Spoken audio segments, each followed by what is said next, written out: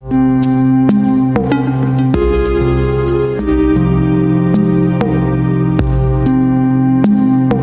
1.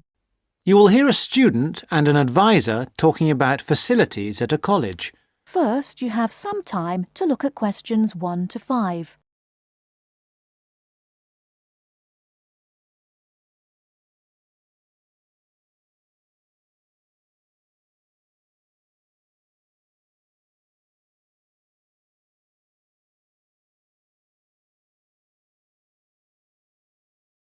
Now we shall begin. You should answer the questions as you listen, because you will not hear the recording a second time. Listen carefully and answer questions 1 to 5. Hi, I wonder if you could help me. I'm starting a course at Glenfield in a few weeks. I was just a bit worried about what facilities there will be and what I'll have to do. I'm especially interested in health and welfare stuff. Certainly. We normally send out a copy of our leaflet, Staying Healthy at Glenfield. I'm not sure why you haven't had it. Well, could you answer a few questions for me? Firstly, I'm wondering about how I get a doctor when I arrive. Well, you can register with the University Health Centre on North Campus. And do I have to pay for that? Not to register, but if you have to get medicines, there's a prescription charge of £6.50. Okay. Well, I'm not planning to get ill. That's only going to arise if I have any problems. So, should I just go along when I arrive?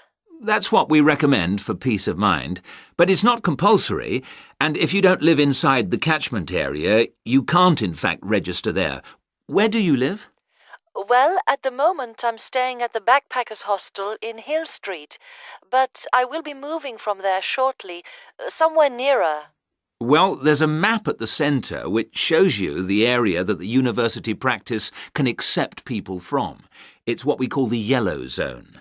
If you live outside that area, you have to find another medical centre to register with. It sounds like I'll only qualify after I move. I think you might be right. Then, in addition to the health centre, there's a free counselling service for all students situated on the North Campus. You don't have to register. They also have drop-in sessions. I say it's free, but that's only for up to 8 sessions. Beyond that, they normally refer people elsewhere. Sounds serious. Well, it's not just for big problems. People go there for advice on housing, workload, whatever, really. They can even arrange financial help. Is it confidential? Absolutely. Then again, a lot of students prefer to phone the Nightline service, which is run from an office on the central campus. They don't really encourage people to drop in. I see. So it's basically a free phone line. The number, if you want to make a note, is 0900 762 5913. I'll say it again. 0900 762 5913. Fine. Well, I hope I won't need any of these. What I will want is access to some gym facilities. Right. Well, you'll find those on the South Campus in the Sports Centre. It's great, but it's not free. You have to present your student card and pay a fee of £22 to get a pass. But that will last you for the whole year. Before you hear the rest of the conversation, you have some time to look at questions 6 to 10.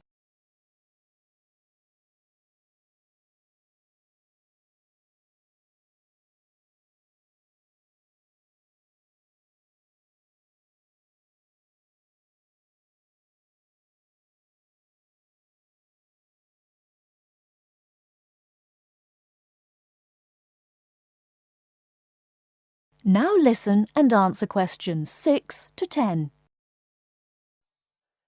Is this information on the website? I'm afraid not. I can send you some leaflets or even resend the whole information pack if you give me your details. Could you send the whole information pack, please? Yes, that's fine.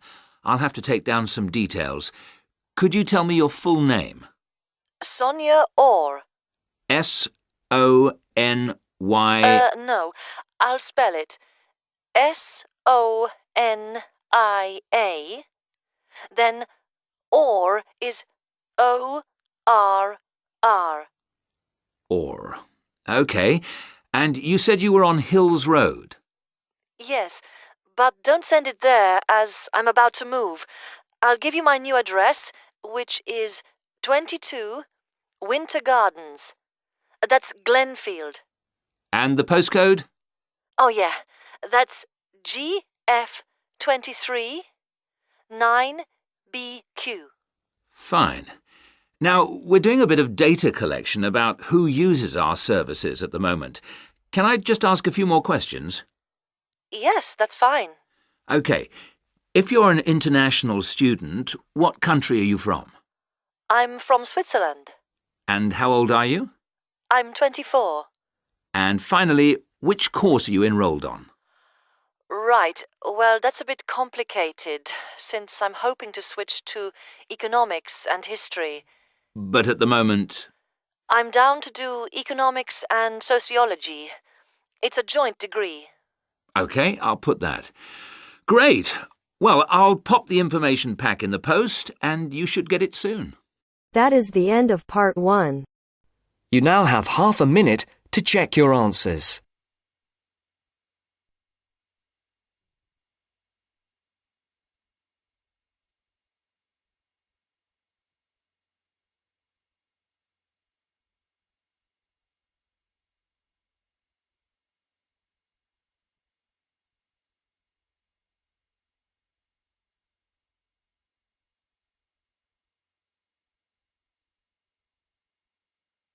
Now turns to part 2.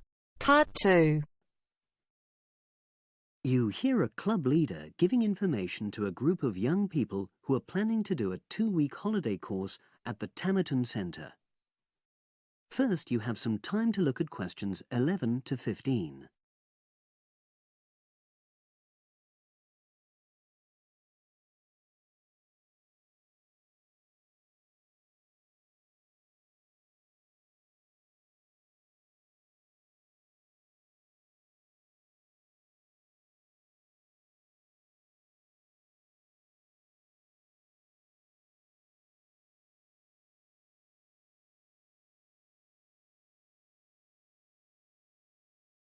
Now listen and answer questions 11 to 15. Hello, everyone. I've been asked to talk to you this afternoon about next month's trip to Tamerton Study Center for the 2-week course. Now, some of the things I'm going to say you may have already heard or read about, but I think it's important to emphasize a few key points. First of all, it's worth reminding you why Tamerton was set up in the first place, in the late 1960s. That was really before all the concern with preserving the environment, which everyone talks about these days. The idea was simply to get people out of the cities and into the country, and to find out that just being outdoors can be very rewarding. This is not going to be a holiday in the usual sense. It's called an adventure course because you'll really be stretched to your limits, but that in itself can be a positive thing. The group I took last year, for example, said that although they actually felt pretty weak and exhausted all the time, it really made them learn a lot about themselves and increased their confidence. And in the end, that's the most important thing. Now, all of you knew about policies at Tamerton before you signed up for it, so you know that in many ways it's quite old-fashioned. You don't have a lot of choice in what you do. But something which I think makes the place so special is that you get to try so many different things every day. For instance, one day you'll do climbing, and the next you'll be surveying rock pools. It's not intended that you become an expert in any of them. It's more like a taster, which you can follow up if you want.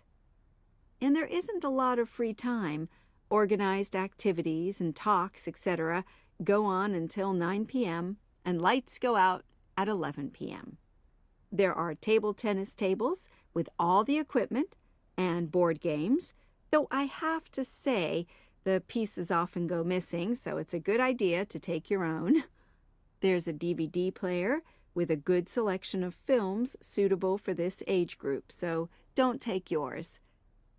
Bedtime at 11 p.m. is strictly enforced, and there's a good reason for this. You're all under 18, and we organizers need to know that all group members are accounted for in the house as we close for the night. And of course, you'll be so exhausted anyway that you'll be too sleepy to want to cause any trouble. Now you have some time to look at questions 16 to 20.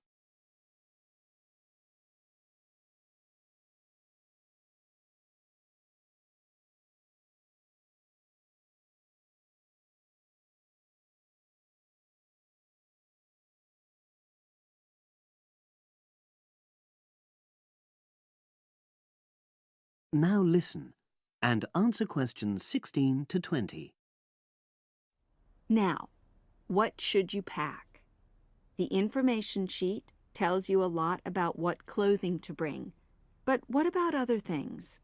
Well, Tamerton House has its own small shop, but anything there is several miles away, so you won't have many opportunities for buying supplies. So in this last part of my talk, I'm going to explain what objects you should take with you to the center, what you can take if you want, and also, very importantly, what you cannot take. Several of you came up to me before this talk and asked whether you can take things like kettles or hair dryers. The answer is there are plenty of these electrical appliances available in the center, and they are of the proper voltage and are checked regularly. Yours may not be, so the rules at Tamerton say you can't bring them into the center because it's considered a fire risk. Remember, it's a very old house. Now, another question was about cell phones. Although you definitely can't have them on during inside talks, you equally definitely need them when you're out on exercises. So they're a must, I'm afraid. Anybody who wishes to talk to me about borrowing a phone for the fortnight, please see me after this talk. Now, the weather's heating up at the moment, and you'll be outdoors a great deal. If you wear proper clothing, especially a hat, sun cream is optional.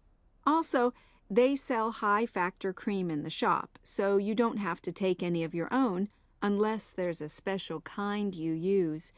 Now, there's a special note about things like deodorants, which come in aerosol cans. I need to tell you that these are banned in the center because apparently they have the habit of setting off the fire alarms. If you want to take an aerosol can, you'll actually be at risk of being told to leave. And finally, people have been asking about whether they need to take towels. Well, the center does provide 1 towel per guest, which you're required to wash yourself. If you're happy with that, then don't bring another. If not, take one of your own. Just remember how much outdoor exercise you'll be doing and how dirty and wet you'll be getting. That is the end of part 2. You now have half a minute to check your answers.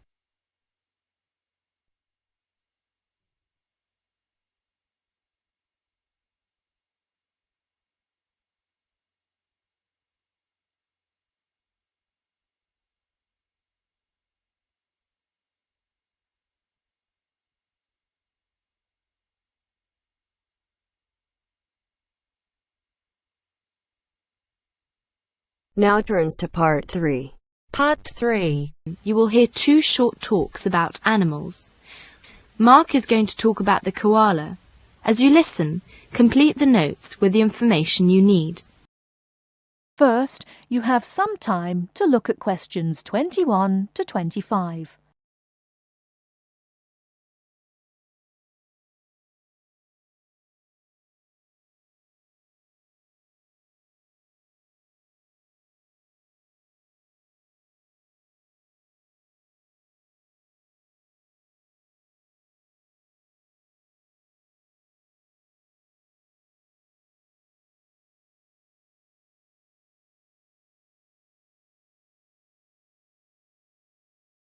Now listen carefully and answer questions 21 to 25.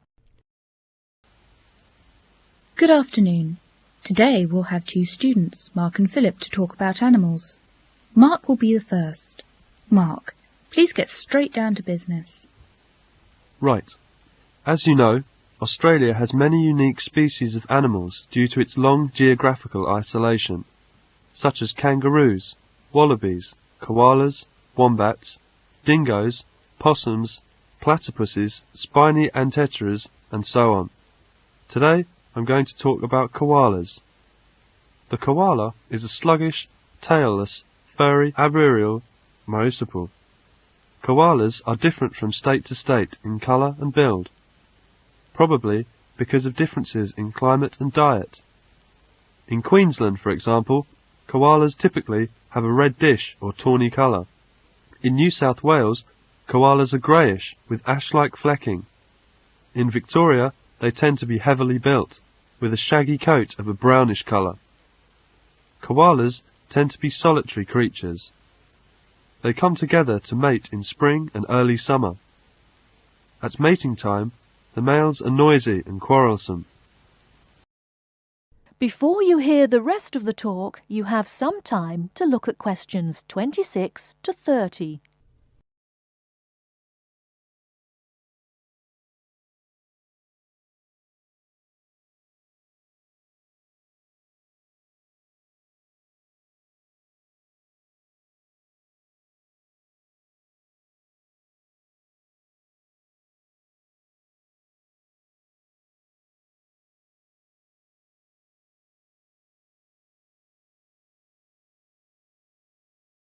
Now listen and answer questions 26 to 30.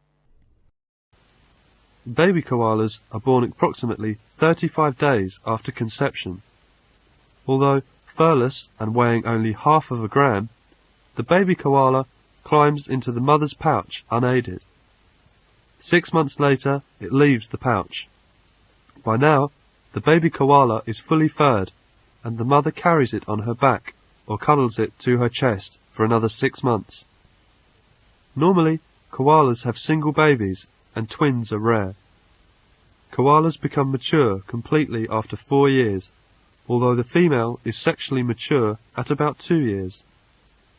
Koalas only eat gum leaves and drink no water. The Aboriginal word koala means no water. But of the 500 eucalyptus species, koalas eat only about 13.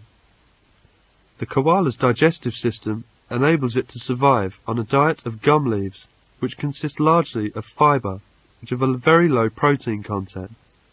An adult koala eats around 1 kilo of leaves a day. In the wild, it is thought that the koala lives for about 10 years, although koalas in zoos may live for 20 years. The fully grown female koala measures about 60 centimetres. Males are bigger, measuring about 80 centimetres and weighing 13.5 kilograms. The koala has 2 thumbs on each forepaw, opposed to 3 fingers. In climbing, it grips mainly with these, and uses its rear paws for a toe hold in a swift jumping action. It seems that koala may not always have looked as they do today. A recent discovered fossil jawbone indicates an animal almost twice the size of today's typical koala. Also, it may have kept to the ground and even knocked over small trees. Thank you, Mark. It's an interesting talk. Koala is my favourite animal. It's lovely and cute. Philip, now it's your turn.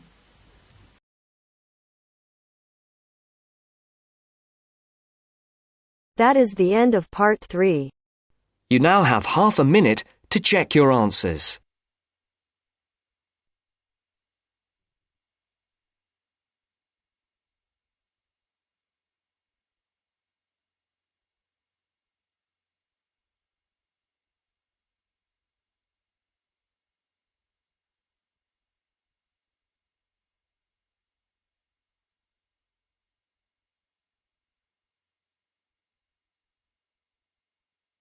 Now turns to part 4.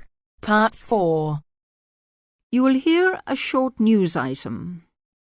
Fill in the gaps in the summary below with the correct word or phrase according to what you hear. Habits. First, you have some time to look at questions 31 to 40.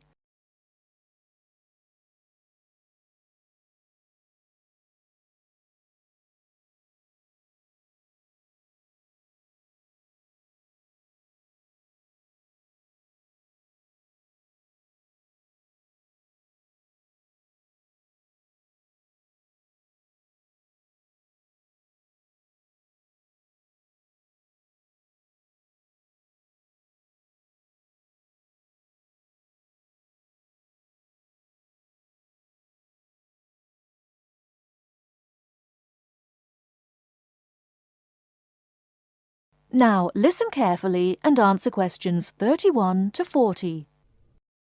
Now, listen to the news item and answer the questions. The police are continuing their investigations and, based on new leads, expect to make an early arrest. The drought in northern THR continues to worsen, with tens of thousands of hectares of once lush pastoral land having now been without a single drop of rain for over 11 months. Farmers from the stricken region are beginning to despair, with meteorologists predicting that the drought is unlikely to break before Christmas. Many farmers have begun shooting their worst affected cattle, and in some cases entire flocks of sheep have been destroyed. These measures, tough and cruel though they may seem, are essential to prevent a possible outbreak of widespread disease. It is not only farm animals that are in trouble. Environmentalists are also concerned that the lack of water in rivers, lakes and streams will mean more native animals in the bush will die, unless rain comes soon. They believe the drought could have a lasting effect on the populations of such native animals as kangaroos, wallabies and koalas. Our reporter, Colin Harrison, is in Vance, talking with long-range weather forecaster Joseph Singer. Over to you, Colin. Joseph, can you give any indication as to when we might receive some rain in the affected regions of THR? Well, it's hard to say, of course, but I'm confident that the drought will break within approximately 2 months. If you look back at the data kept of previous periods of drought, over the last 100 years or so, you see a cyclic pattern of severity developing, and we're now at the short end of the last cycle. I'm fairly certain that we'll see some rain either just before or just after Christmas. Let's hope so. Thank you, Joseph. Colin Harrison from the very hot and dry town of Vance in northern THR. Meanwhile, at the CSIRO laboratories in Ottawa, encouraging developments have recently been made in the process of cloud seeding, a process by which clouds can be forced to make rain, and research scientists are to begin conducting trials of a new technique involving lasers later this month. If successful, the state government will be asked to contribute up to $5 million to establish permanent cloud seeding stations in areas most likely to be affected by drought in the future. For many farmers, though, any breakthrough will have come too late. Every week, more farming families are being forced to sell their homes, unable to survive financially, with little or no income to support them. A special assistance fund has been set up to help drought-stricken families. If you would like to send some money, you can do so by calling this number now, 001 43 8172. I'll repeat that number, 001 43 8172. That is the end of part 4. You now have half a minute to check your answers.